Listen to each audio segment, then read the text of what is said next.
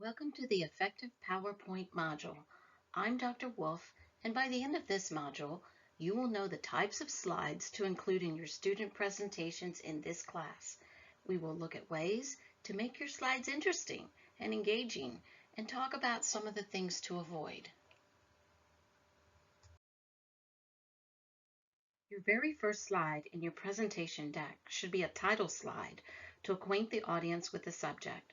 Include your name, and if this is a team project, include the names of every member of the team. Here's a simple example. Choose colors and schemes to enhance the information you are presenting. Keep in mind, I'm not scoring your presentation on how colorful and flashy it is. Keep text readable by using a dark font on light backgrounds and a font size of at least 20 point on all your slides. Your second slide should be either an overview or an agenda slide, or how about a statistic or other audience-catching fact, or even a quote like this one.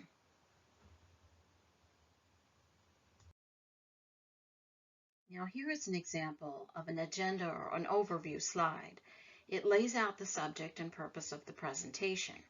Use bullets and short phrases on all slides in the deck. Your slide presentation is very much like an outline of your topic, with a logical start, content, and a conclusion. Now let's add a few slides at this point in the deck that present your ideas. Notice here that I'm using bullet points and short phrases. Slides should be brief and concise. Follow the rule of 7, which is no more than 7 lines per slide with no more than 7 words per line. More than this makes the slide cluttered, and you want to avoid that. Ensure that the content stays aligned to the assignment. Choose words that get your point across succinctly. Connect ideas, organize your message.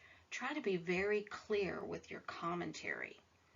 Icons and other visual items are okay, but use sound and visual effects sparingly in your student presentations. Oh, and avoid misspelled words. Oh, here's a bunch of things to avoid in your slides. Don't type with the caps lock on. Full sentences are just too much.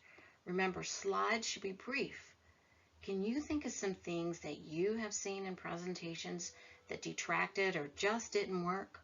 Maybe paragraphs of content that was just too much to read, or maybe some crazy clip art? After you've added several content slides, wrap it all up with a great conclusion, restating the main points. Try using verbs if you're sharing recommendations or next steps. You'll want to leave your audience with something to think about. Consider adding a conclusion slide with maybe 1 or 2 statements that pull the presentation together. Use this format for your student presentations. A title slide, some sort of an introduction or overview, some content slides, then a summary and a question slide. I like including a question slide to remind myself to see if there are any questions from the audience. You know, effective presentations are not difficult if you plan out your slides as if they were an outline of your topic or assignment, and if you think about the types of slides that move your presentation forward logically. Use PowerPoint effectively to lay the groundwork for a solid presentation. Any questions? Just reach out to me and we can talk.